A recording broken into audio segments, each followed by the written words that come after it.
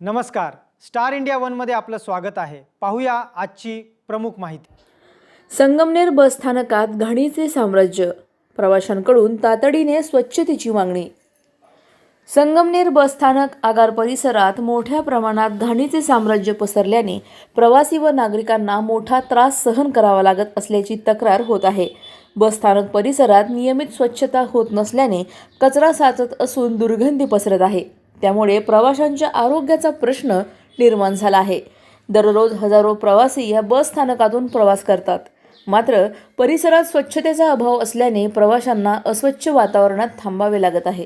विशेषतः पावसाळ्यात घाण आणि साचलेल्या पाण्यामुळे डासांची उत्पत्ती होऊन संसर्गजन्य आजारांचा धोका वाढण्याची शक्यता नागरिकांनी व्यक्त केली आहे।